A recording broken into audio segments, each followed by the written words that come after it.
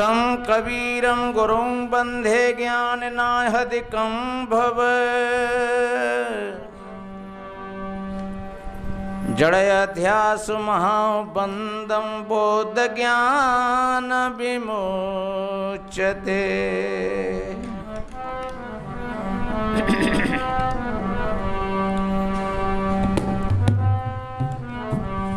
गुरुदेवन के देव हैं,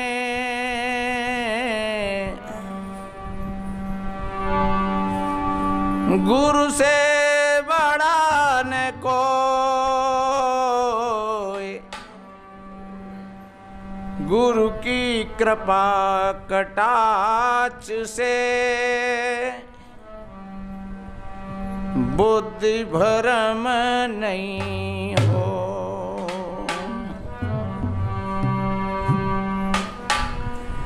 गुरु कृपा सो पाइये बुद्धि विमल विवेक, तीन ताप शीघ्र ही मिटे श्री गुरु चरणन की टेक। विश्व वंदनीय संत सम्राट सदगुरु कबीर देव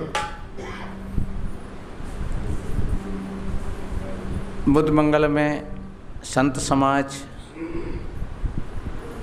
सभी धर्म प्रेमी सज्जन, शक्ति स्वरूपाएं माताएं और बहन, भविष्य के कर्णधार, छोटे छोटे बच्चे एवं बच्चियां, बड़ा ही कितना अच्छा मनोरम उदाहरण श्रवण किया आपने। ऐसी प्रवृत्ति जिनका हृदय गंदा होता है, जैसे ओला स्वयं नष्ट हो जाता है और खेती को भी नष्ट कर देता है।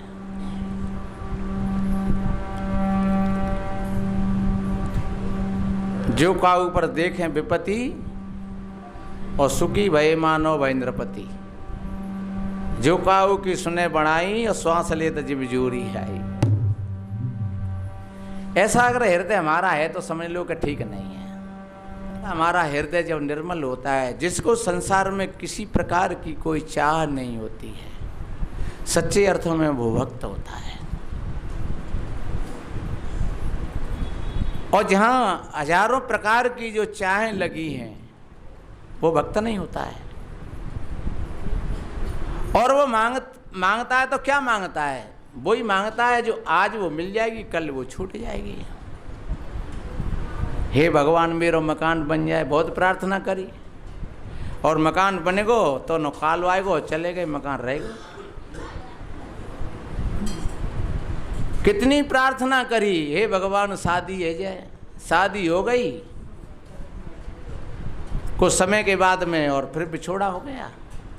कितनी प्रार्थना करी शादी के लिए। इसीलिए मीरा ने सारा सब कुछ त्याग करके और एक ही चीज़ मांगी, बस मुझे दुनिया की कोई भी चीज़ नहीं चाहिए। और वास्तव में जिनका भाव ऐसा होता है, उनके आगे पीछे दुनिया की सारी चीज़ पड़ी रहती है। जिस चीज़ का तुम त्याग करोगे वही चीज़ तुम्हारे पीछे भगेगी, और जिस चीज़ को तुम दौड़ोगे वह चीज़ तुमसे आगे आगे भागती चली जाएगी। ये नियम है ऐसा सृष्टि का। जिस चीज़ के लिए तुम दौड़ रहे हो और वो तुमसे भागती चली जा रही है, और जिस चीज़ का तुमने पीछे छोड़ दिया कि भाड़ में जा, और तुमने अगर उससे पीठ फेर ली तो फिर तुम उससे आगे हो जाओगे और वो चीज़ तुम्हारे पीछे हो जाएगी। ये सृष्टि का नियम है ऐसा। इसलिए मेरे बहन भाइयों, हम शाम सवेरे बैठ करके अपने भीतर अपने इन मन की तरंगों को पकड़ें ठीक तरीक़ा से। हम अपनी जो हमने अपनी इच्छाओं का विस्तार फैला रखा है, और इच्छाओं की पूर्ति न कभी किसी की होती है और न भई और न होगी। इच्छाओं का त्याग ही किया जाता है।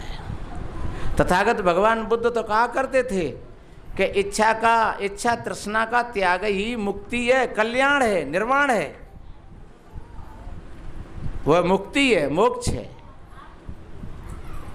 और अगर हम कहीं दुखी हैं तो अपनी इच्छा वासनाओं के माध्यम से। वो इच्छा ही तो थी, वो वासना ही तो थी वाकई अंदर में कि वो स्वयं को बढ़ाना चाह रहा था और दूसरे को मिटाना चाह रहा था। हम मंदिर में भी गिरिराज जी की परिक्रमा जाते हैं, मंदिर में जाते हैं, पूजा पाठ करते हैं, हवन यज्ञ करते हैं और कहते हैं हे मेरे गिरिराज जी महाराज, वह पड़ोसी को पलट मुँह पे और आ जाए। तो तुम पड़ोसी भगाए भी की सोच रहे हैं? वही तो दृष्टांत का मतलब था कि हूँ तो अपन ये कहते गुजर कर लेंगो, पर जाकी तो दो फूटे जागे। मैं तो अपने एक पाते काम कर लेंगे, पर जाके तो दो टूट जाएंगे। पर ये ध्यान रखो, किसी दूसरे को दुख देख करके और आपको सुख कभी नहीं मिलेगा। संसार की ये रीत है, जो तुम बांटोगे वही लौट करके तुम्हारे पास आएगा। जैसे तुम कहीं किसी पहाड़ के सामने होकर के आवाज़ लगाओ और वो पहाड़ से टकरा करके वही आवाज़ तुम्हारे पास आएगी। अगर तुमने गाली दी है तो वो गाली तुम्हारे पास आएंगी, और अगर तुमने मीठी भाषा बोली है अच्छी, तो वो मीठे शब्द तुम्हारे पास आएंगे लौट करके। तुम्हारी ही आवाज़ है, वो तुम्हारे ही शब्द हैं। जो जितना हमारे जीवन में दुख का प्रभाव है वो हमारा ही किया हुआ कर्म है, इसमें दूसरे का किसी का कोई हाथ नहीं है। अगर कहीं शरीर में कोई रोग हुआ है तो वो हमारी भूल है, खाने में पीने में। अगर कहीं किसी प्रकार का झटका लगा है तो वो हमारी भूल है। तो सज्जनों, हम सजगता के साथ अपना जीवन जिए जैसे वो शिष्य निवेदन कर रहा है। और जब सजगता के साथ हमारा जीवन होता है तो फिर हमारे से विकार बहुत दूर होते हैं। सजगता में विकार नहीं आते हैं। अगर तुम सजग हो, तुमसे किसी ने गाली दे दी, तुम्हारा किसी ने अपमान कर दिया, तो तुम उस पर और हंसी आएगी तुमको। और अगर तुम बेहोशी में हो तो तुमको क्रोध आएगा। अगर सजग हो तो तुमको हंसी आएगी उसकी बात पर, क्योंकि बेचारा भोला है। तुम्हारा अगर अपमान किया है तो तुमको उसने ठीक तरीका से समझा नहीं, ऐसे मान लो। और जब समझा ही नहीं तो फिर अगर तुम भी उस पर क्रोध करते हो तो समझ लो कि तुमने भी उसको नहीं समझा। इसलिए मेरे बहन भाइयों, हमेशा सजगता का जीवन, क्रोध और पानी हमेशा नीचे की ओर बहता है। क्रोध हमेशा अपने से छोटे पर आता है और क्रोध विनाशकारी है, काम विनाशकारी है, लोभ और मोह विनाशकारी है। हम अपने इन विकारों को ठीक तरीका से देख लें, यही तो, इन्हीं को तो चोर कहते हैं नहीं।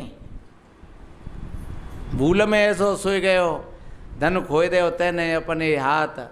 भूल में ऐसो सोए गयो, धन खोए दो तेने अपने हाथ। सोए रहो चोरन की नंगरी, सिराने धर धन की गठरी। गठरिया चोरवा ले गयो, धन खोए दो तेने अपने हाथ। भूल में ऐसो सोए गो।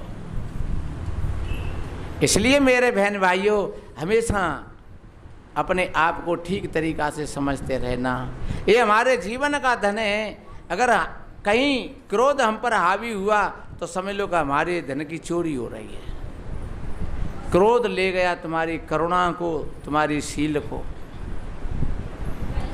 क्रोध ले गया तुम्हारे विचार को, तुम्हारे विवेक को। ये सबसे बड़ा धन था तुम्हारा। लोभ ले गया तुम्हारे त्याग को।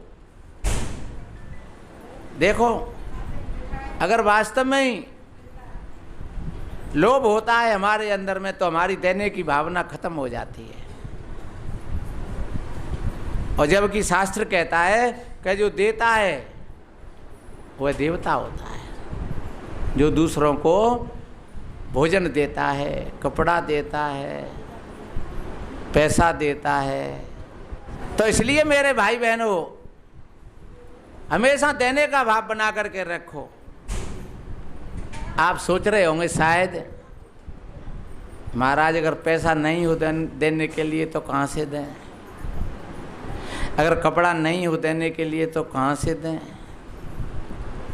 अगर भोजन नहीं हो देने के लिए तो कहाँ से दें। नहीं, पहले देने का भाव तो बनाओ तुम, और देने का भाव बनाओगे तुम, ऐसा अपना मन बना लोगे कि आज मुझको 1 रोटी देनी है किसी को, तो तुम 4 रोटी खाते हो तो 4 में से तुम 3 खा लेना और 1 किसी को दे देना।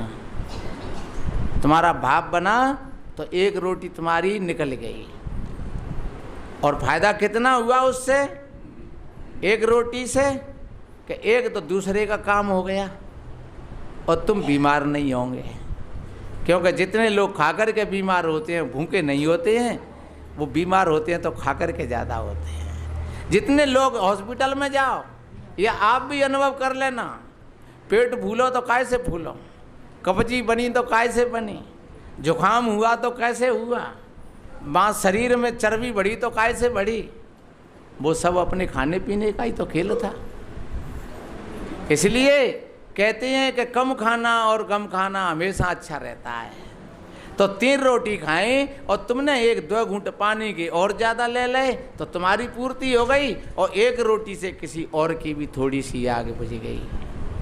और निश्चिंत रूप से तुम्हारे अंदर में ऐसा भाव बनेगा, तो मैं दावे के साथ कहता हूँ आज नहीं तो कल फिर तुम बैठा करके किसी को भोजन कराने लायक हो जाओगे। भाव तो हो। अच्छा चलो ठीक है, कोई बात नहीं है, लेकिन अपने मन से तो बढ़िया अच्छा सोचो दूसरों के प्रति। अपनी वाणी से तो कम से कम बढ़िया बोलो, अच्छे बोलो। वाणी तो तुम्हारे पास में बहुत अच्छी चीज़ है, और वाणी से अगर तुम बढ़िया बोलोगे तो समझ लो कि तुमको अच्छा व्यवहार मिलेगा। ऐसा कहा है कि शब्द समारी के बोलिए, शब्द के हाथ ने पाँव, एक शब्द औषधि करे सो एक शब्द करे घाव। एक शब्द औषधि का काम करता है और एक शब्द घाव पैदा कर देता है। और लाठी डंडे का तो घाव भर भी जाता है, लेकिन शब्द का घाव नहीं भरता है। इसलिए बढ़िया बोल करके देखिए, अच्छा बोल करके देखिए, अपने हृदय से, अपने मन से ऐसा भाव बनाइए, सर्वजन हिताय सर्वजन सुखाय, सभी का हित हो, सभी सुखी रहें। हे मेरे मालिक, जब आप भोजन पर बैठो तो ये थोड़ा ध्यान कर लो कि कोई भूखा न रहे, सबको भोजन मिले। ये तुम्हारी भावना ही आपको बहुत ऊंचे तक ले जाएंगी, आपको देवता बना देंगे। इसी को देना कहते हैं। तो दो, बढ़िया बांटो, अच्छी चीजें बांटो। कहा है कि आशिक होकर सोना क्या रे, अखियों में जब नींद गनेरी तो तकिया और बिछोना क्या रे। पाया है तो बांट ले बंदे, पाए पाए फिर खोना क्या रे। आशिक होकर सोना क्या रे, कहें कबीर प्रेम को मार्ग, और शीश दिया तो रोना क्या रे। ऐसा भाव, ऐसा समर्पण जब आपके अंदर में होगा तो आप विजेता हो जाओगे। तुम्हारे बेकार तुमसे दूर चले जाएंगे, तुम्हारा सारा का सारा धन तुम्हारा बचा रहेगा। देखिए, बेहोशी में मैंने बोला था कि क्रोध और पानी नीचे की ओर बहता है। एक कहीं पति और पत्नी में झगड़ा हो गया, रात भर झगड़ा चला।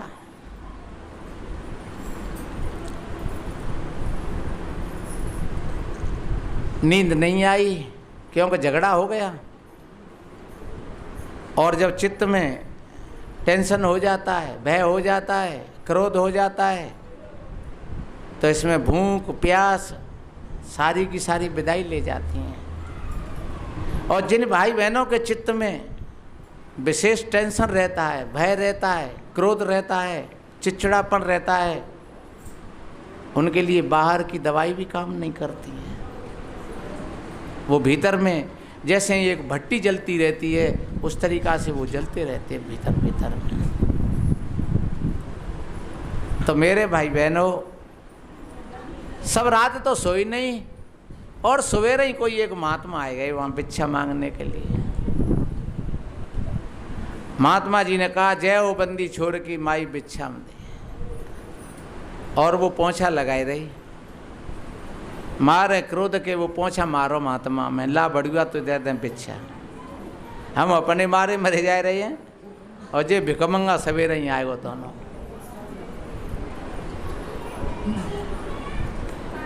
मैंने कहा था क्रोध और पानी नीचे की ओर उतरता है। पति पत्नी में लड़ाई हुई है और बच्चा पिट रहे हैं और बच्चे ने पता उन्होंने कहा मम्मी हमें काय को मार रही है।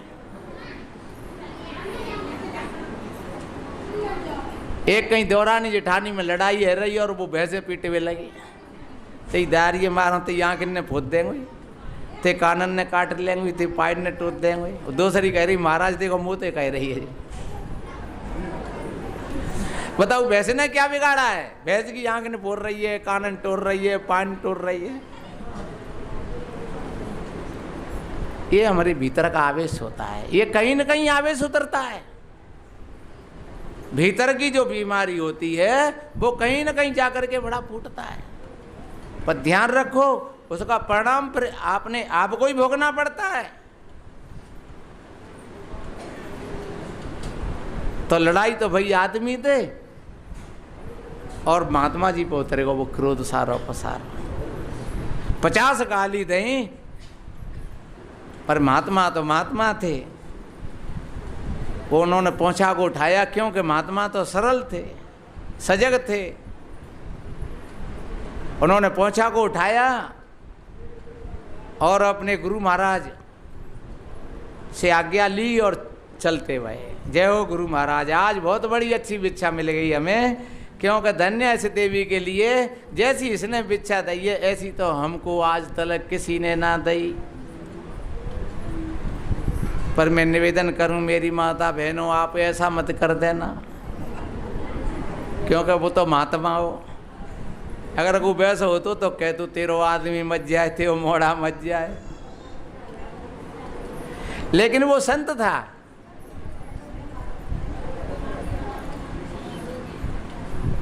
जैसे शीतल चंद्रमा तैसे ही शीतल संत, तैसे ही शीतल संत हृदय की ताप मिटावे।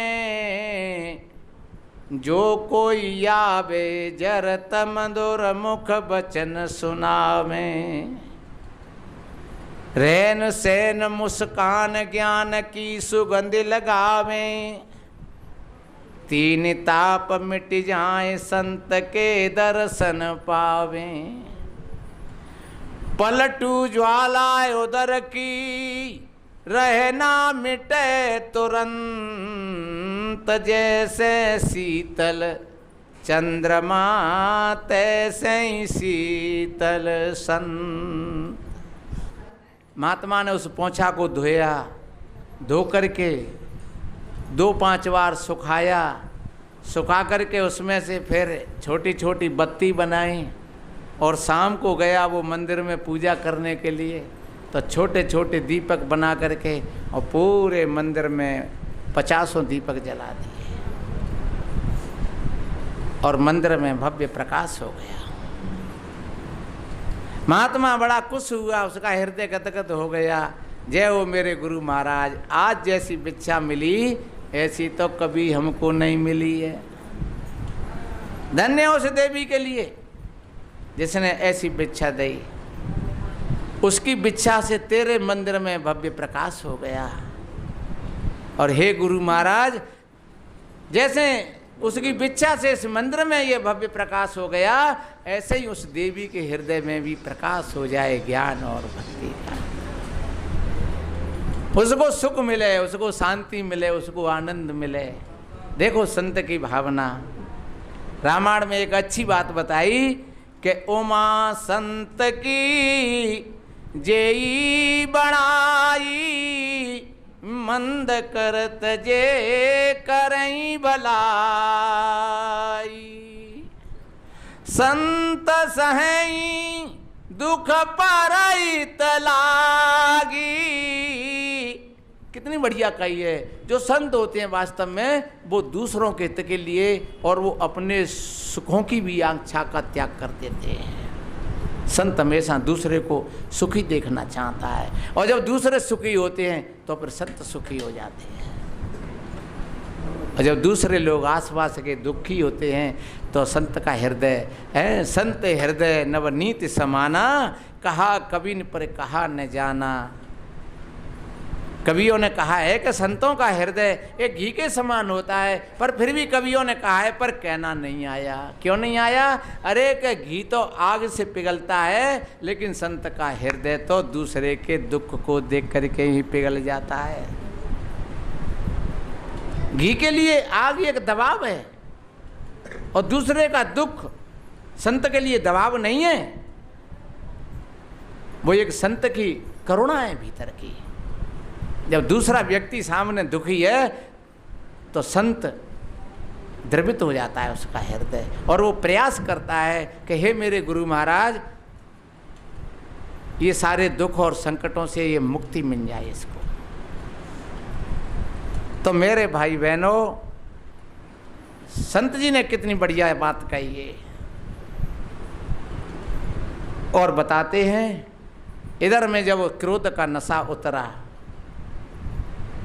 उस देवी का, जब होश आया तब उसको पता लगा कि आज मैंने एक संत का कितना बड़ा अपमान किया है। पूरे दिन भोजन नहीं पाया, शाम हो गई। कोई मैया सत्संग में जाती थी तो वो शाम को जब आई, पूछा बहना आज कैसे तेरे यहाँ सुमसाम मामला है? बोली बहना जी कछु मत पूछे, कल रात को मुझे लड़ाई तो मेरे आदमी से भई और वो गुस्सा एक महात्मा पे उतर गई सवेरे। अरे तो बहना कोई बात नहीं है, संत तो संत होते हैं, सवेरे आए तो क्षमा मांग लेना और तू इस बात को अपने हृदय से निकाल दे और भोजन बना। अब बहना कैसे मैं भोजन बनाऊं? जिन संत महात्माओं के चरणों को लोग धो धो करके पीते हैं, लोग इनकी पूजा करते हैं, और उस संत का मैंने इतना बड़ा अपमान किया। और फिर अगर कोई बात वो संत भी अगर मेरे पर धूल मिट्टी फेंक जाता या 2-5 गाली अपशब्द बोल जाता तो फिर भी कुछ मेरे को संतोष होता। मैं तो गाली देती रही और वो पोंछा को उठा करके मुस्कुराते हुए और लेकर के चले गए। उस संत की छवि उस देवी के हृदय में प्रवेश कर गई। करेगी? कहीं आग लग रही हो और वहां को पानी फेंके तो उसमें उसका प्रभाव रहेगा। तो संत तो एक पानी के समान था, उसका क्रोध अग्नि के समान था। और बताते हैं सवेरे फिर महात्मा आए और जब महात्मा को देख करके और वो बहनें आई और महात्मा के पैर पकड़ लिए, उसकी आंखें सजल हो गईं, टपाटप आंसू आ रहे हैं। संत जी ने कहा बात क्या है? गुरुदेव कल मैंने आपका बड़ा अपमान किया था, वास्तव में लड़ाई मुझको पति से वही और वो गुस्सा वो क्रोध आप पर उतर गया। संत जी ने कहा मैया कोई बात नहीं है, आप चिंता न करिए। देखिए अगर गलती रुलाती है तो राहें भी दिखाती है। मनुष्य गलती का पुतला है, अक्सर हो ही जाती है। आप चिंता मत करिए किसी बात की। गुरुदेव आप संत महापुरुष हैं, आपकी दुनिया के लोग पूजा करते हैं और मैंने आपके साथ में इतना बड़ा अनर्थ किया और मुझे क्षमा मत करिए, मुझे आप दंडित कीजिए। पर संत दंड नहीं देते हैं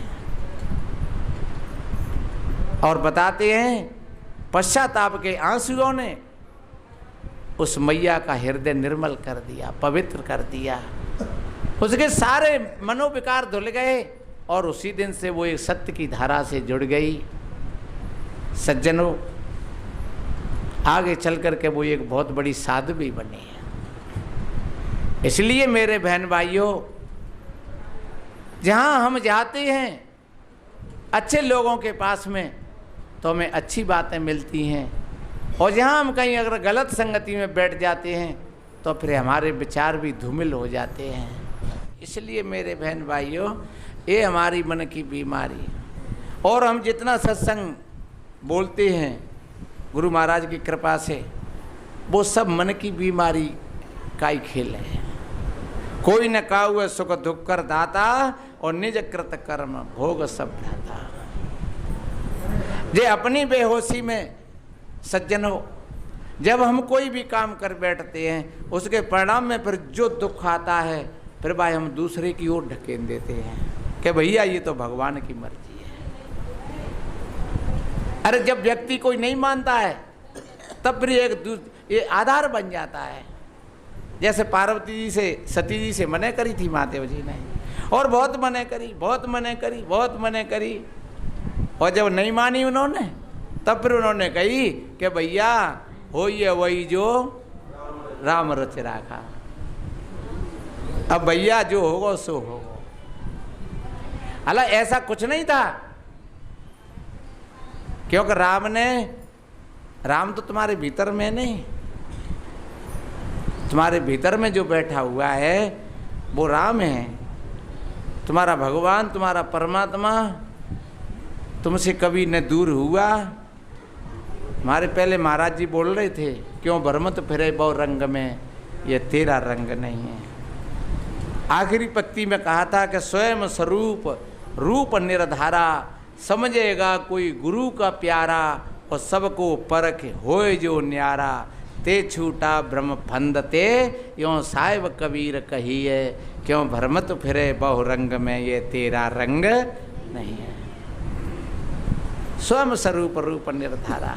अब कैसे जाने हम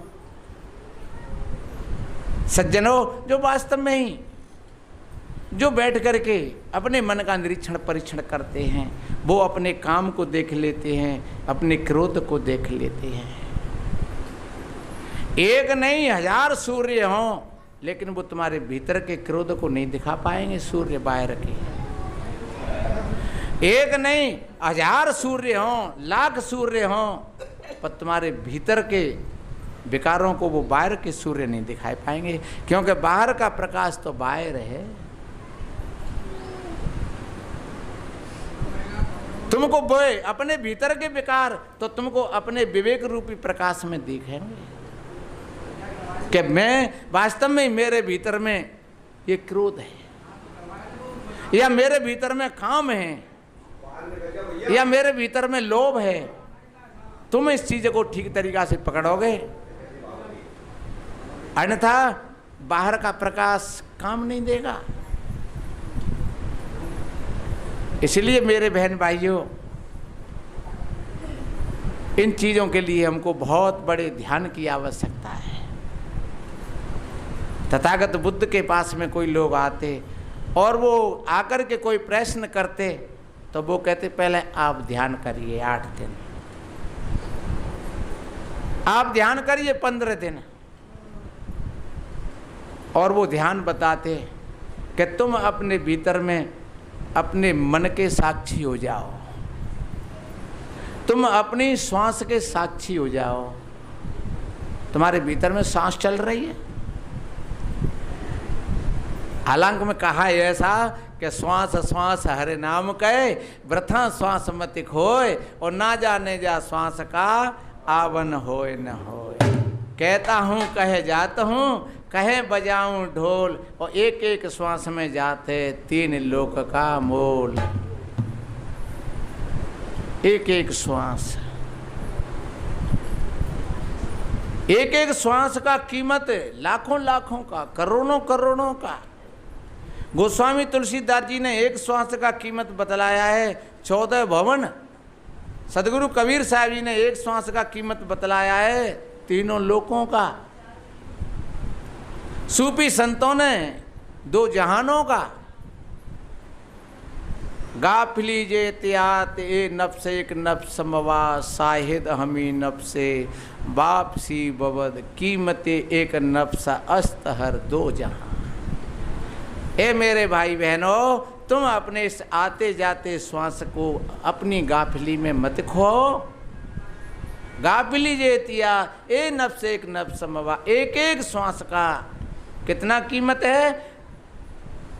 अस्तर 2 जहां, यानी 2 जहानों का एक श्वास का कीमत है।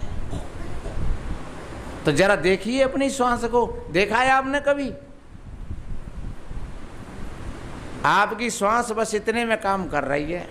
इसलिए तो कभी कभी संत कहती हैं कि साधारण आदमी तो भोजन पाना भी नहीं जानता है, साधारण आदमी तो पानी पीना भी नहीं जानता है, साधारण आदमी देखना भी नहीं जानता है, श्वास लेना भी नहीं जानता है, सोना भी नहीं जानता है और जागना भी नहीं जानता है। आप सोच रहे होंगे महाराज हम तो रोज सो रहे हैं और रोज जग रहे हैं। नहीं, वास्तव में ऐसे तो वो कुत्ता बिल्ली तो सोते हैं और बेउ जगते हैं।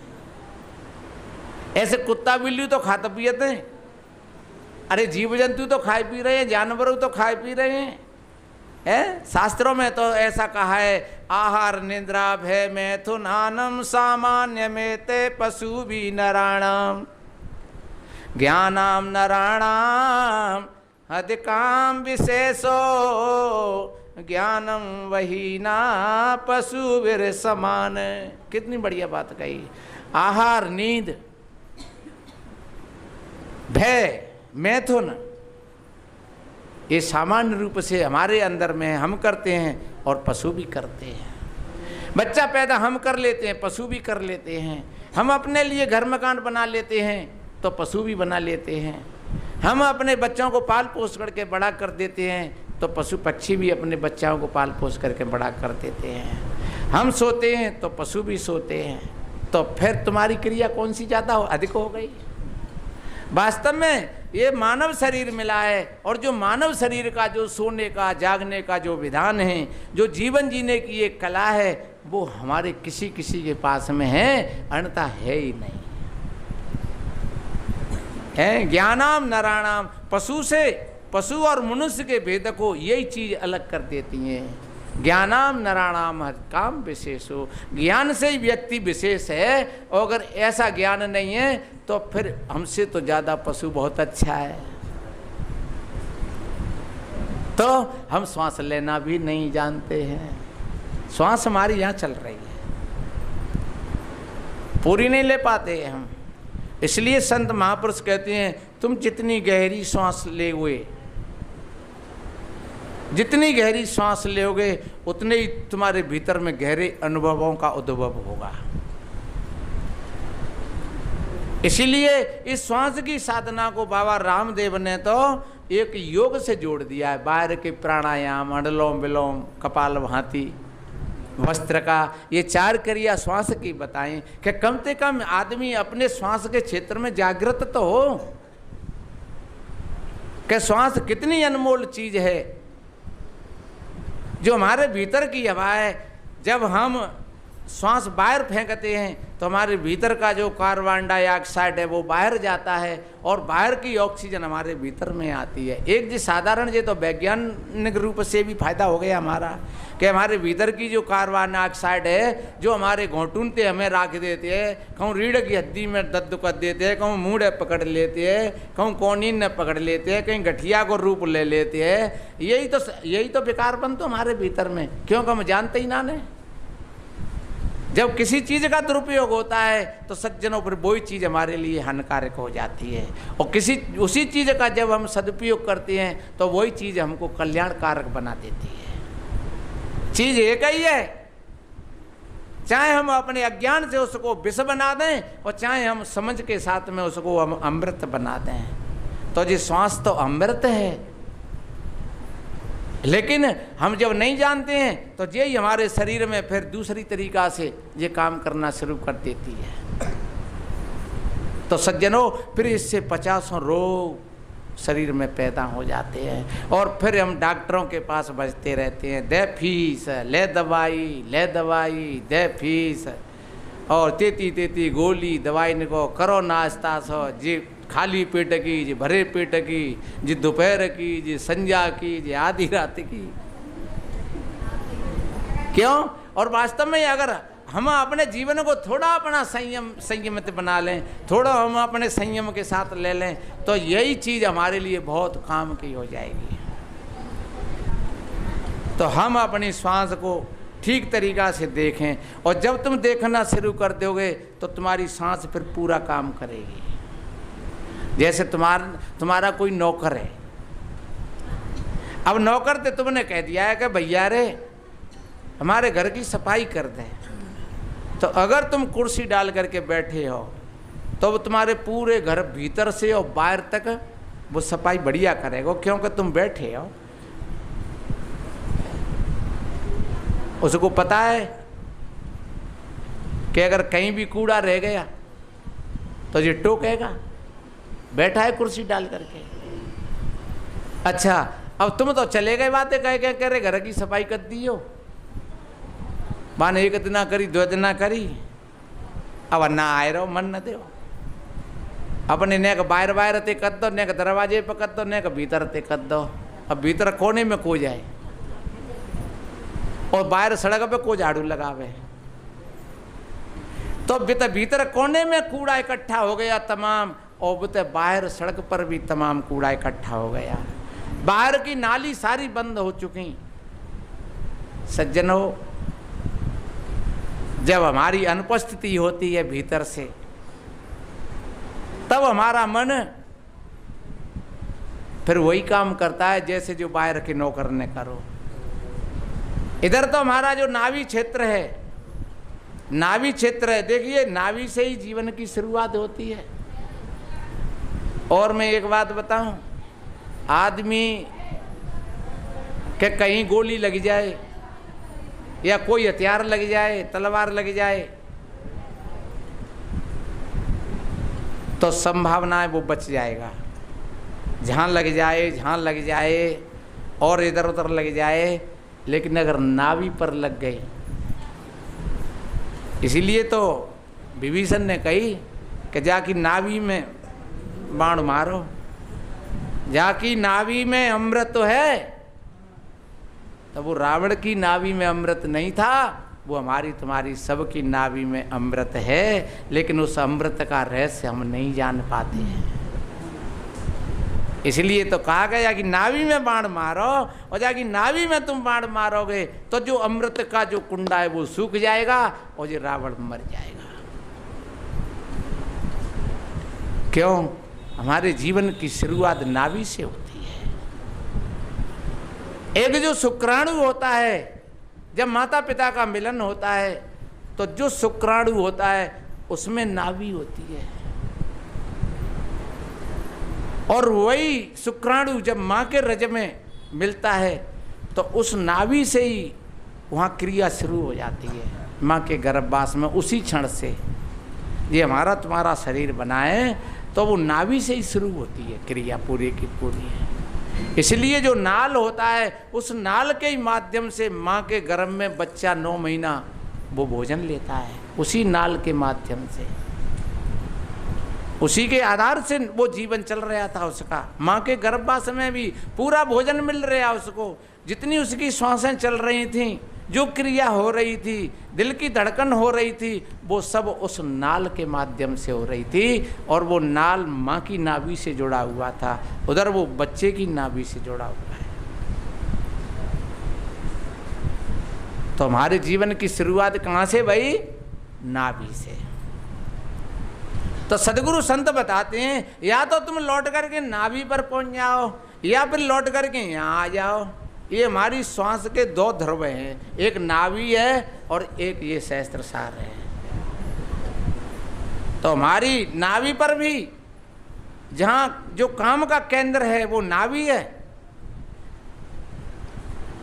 जो काम का केंद्र है वो नाभि है। नाभि में ही उसको जो हम कह रहे हैं, जो अमृत कह रहे हैं, वो नाभि में ही है। तो सज्जनों, वास्तव में ही जो ठीक तरीक़ा से जो ध्यान करते हैं ऐसे बैठ करके, तो फिर उनकी श्वासा अपने आप नाभि तक जाएगी और सहस्त्रसार तक आएगी, क्योंकि उसके दोनों ध्रुव हैं। तो जो संस्कार की प्रक्रिया जो हमारी नाभि पर जमा है या फिर सहस्त्रसार पर है, और जब हम ध्यान करेंगे तो हमारे जैसे घर को हम भीतर से सफा कर दो और बाहर से सफा कर दो, ऐसे ही जब हम साक्षी होकर के देखते हैं तो हमारे भी भीतर से भी सफाई और बाहर से भी सफाई। जहाँ कहीं विकृत विकार हैं, जहाँ कहीं विकृत चीज़ें रखी हैं, वो सारी की सारी इस प्राण के माध्यम से, श्वासा के माध्यम से, और हम समझ सकते हैं एक एक चीज़ को। तो हम शाम सवेरे जब जब हम बैठें तब तब हम ध्यान करें, और जिस वक्त तुम ध्यान करने शुरू कर दोगे तो तुम्हें श्वास जोर से लेनी नहीं पड़ेगी, वो तो जहाँ तक अपने आप जाएगी। फिर जैसे कोई मालिक कुर्सी डाल करके बैठ जाए तो फिर तो वो नौकर अपने आप सफाई करेगा, बातें तुम्हें कहनी नहीं पड़ेगी, वो तो तुम्हारी अनुपस्थिति में आरामपन दे रहे हो। ऐसे ही हमारी अनुपस्थिति में जो हमारी श्वास चल रही हैं, तो इसलिए ये पूरा काम नहीं करती हैं अपने भीतर में। इसी को कहते हैं जागरूकता, इसी को कहते हैं होश। हम होश के साथ में बैठे हैं तो हमारी श्वास चल रही हैं, और जब गहरी गहरी श्वास चल रही हैं तो समझ लो एक धीरे धीरे एक आनंद का झरना भीतर में शुरू होता है। वहाँ किसी नाम और रूप की आवश्यकता नहीं है, क्योंकि नाम रूप दो ईश उपाधि, और सुन गुण भेद समझिए साधी। सुनो तात जे अकत कहानी, और समझत बने न जाए बखानी। यहाँ कोई व्याख्या करने की अब जरूरत नहीं है, यहाँ से आगे व्याख्या हो भी नहीं सकती है। यहाँ तो सिर्फ तुम्हारे भीतर का मौन काम करेगा। मन की तपस्या, वाणी की तपस्या नहीं। वाणी की तपस्या तो ऊपर काम करती है, और शरीर की तपस्या भी ऊपर काम करती है, लेकिन मन की तपस्या हमारे भीतर काम करती है। 17वें अध्याय में भगवान ने, कृष्ण ने ये तीनों प्रकार की तपस्या बताई हैं, वाणी की तपस्या और शरीर की तपस्या और मन की तपस्या। वाणी से हम हमेशा सत्य बोलें, दूसरे के हित की बोलें। हमारी वाणी से किसी को परेशानी ना आ जाए। उपदेजित कर्म वाक्यम सत्यम प्रिय हितम च स्वाध्याय अभ्यसनम वांग में तप उच्चते। ये वाणी का तप है। भगवान कृष्ण कहते हैं, अर्जुन हमारी वाणी से किसी के अंदर में किसी प्रकार की उत्तेजना पैदा न हो जाए, और वाणी में सत्यता हो, वाणी में मधुरता हो, दूसरों के हित की हो, सत्य भी हो, मधुर भी हो, और दूसरे के हित की हो। सिर्फ चापलूसी की नहीं हो, हित की हो। और हमेशा स्वाध्याय अभ्यसनम, अपने सदग्रंथों का पाठ पठन, अपने भीतर में अपना मनन चिंतन, जो हम शब्द सुन के जा रहे हैं, संतों से सत्संग सुन के जा रहे हैं, इसका चिंतन। स्वाध्याय बैठ करके साहिब जी ने भजन गाया था, यानी और किसी संत ने कुछ कहा था, या अन्य संतों ने भजन सुनाए थे, भक्तों ने भजन सुनाए थे, तो तुम उन पर विचार मंथन करोगे तो फिर तुम्हारे भीतर में एक स्मृति में वो जमा हो जाएंगे वो चीज़। और जो गंदी चीज़ें, जो नकली चीज़ें, वो वहाँ से भगने लगेंगी, और जो असली चीज़ वहाँ भीतर छुपी हैं वो प्रकट होने लगेंगी। ताते कहते हैं ज्ञान प्रकट हो गया। ज्ञान तो था ही वहाँ। अरे घी तो था ही दूध में, को घी तुम बाहर से थोड़ा ही लाए, तुमने जावन की बूंद दे दी 4 बसवा में। सुबह जामन हुए तुम कहाँ ते लाए, वो भी दूध का ही अंश था, है? जैसे तुमने बोरिंग चालू करो अपनो, और तुमने बाल कसे दो, पंप कसे दई, और हत्ता लगाए दो वहाँ में, पर तुम्हें 2 बाल्टी ऊपर से डालनी पड़ेगी, तो बाकी गैस नहीं बनाई, तो नीचे से पानी नहीं आवेगा। हालांकि वो पानी नीचे कोई है, वो पानी हमने थोड़ा ही बनायो कि वो पानी हमने बना लो थोड़ा सा। पर तुमने जब 2 बाल्टी पानी उसमें डाल दिया और फिर 1-2 झटका लगाया, अब तुम पूरे दिन चलाओ पानी ही पानी, पानी ही पानी, क्योंकि पानी तो नीचे था ही। इसी तरीक़ा से तुमने 2 दूध मठा की, दूध में 2 बूंद डाल नहीं मठा की और वो दूध न रह करके दही बन गया। अब मंथन शुरू किया, अब उसमें से घी निकलना शुरू हुआ। बलिहारी वा दूध की जहाँ में निकले घी। ऐसे ही हम ये 2 शब्द अपने गुरु महाराज से ले जाएंगे या किसी सत्संगी भाई से ले जाएंगे, 2 शब्द ले जाओगे और उन 2 शब्दों के माध्यम से तुम्हारे भीतर में जो परत रखी है शब्दों की, तुम्हारे भीतर में जो खजाना है ज्ञान का, वो एकदम पर प्रकट होगा। तुम्हारे भीतर में ही है सब कछु। हम क्या दे रहे हैं तुम्हें? हम तो जामन दे रहे हैं।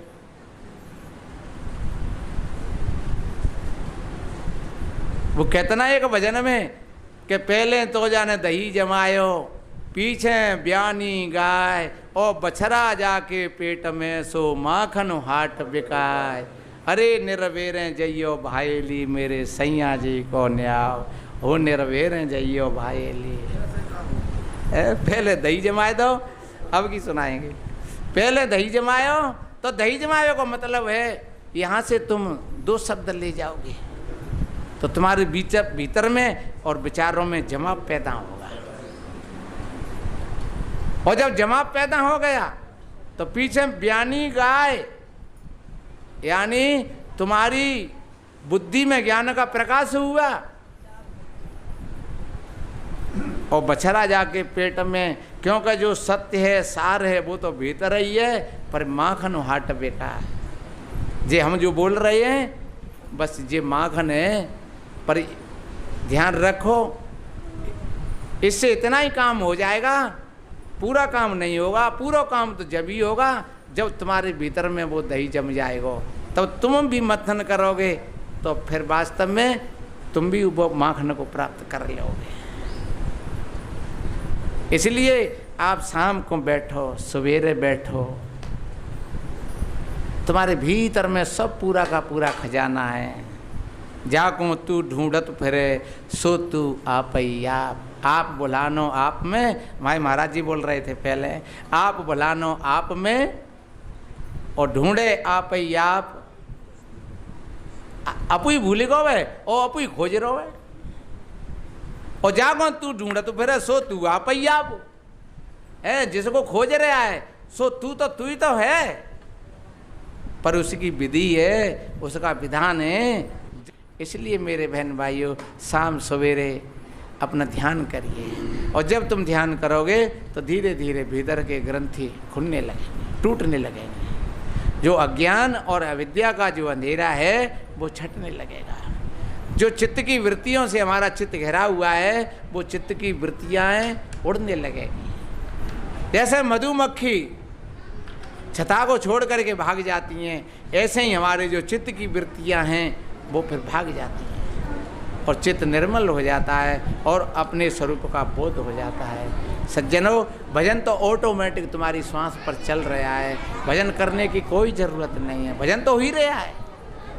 वक्त आएगा तो फिर आगे निवेदन करेंगे। आप सभी भाई बहनों के लिए कोटि कोटि साधुवाद, धन्यवाद। इन्हीं शुभ मंगल कामनाओं के साथ सर्वे भवन्तु सुखिनः, सर्वे सन्तु निरामया, सर्वे भद्राण पश्यन्तु माँ कश्चित् दुख भाग भवेत्। प्रसाद लेकर के जाइयो सभी के जीवन में आनंद हो, सभी का कल्याण हो। बोलिए श्री सद्गुरु।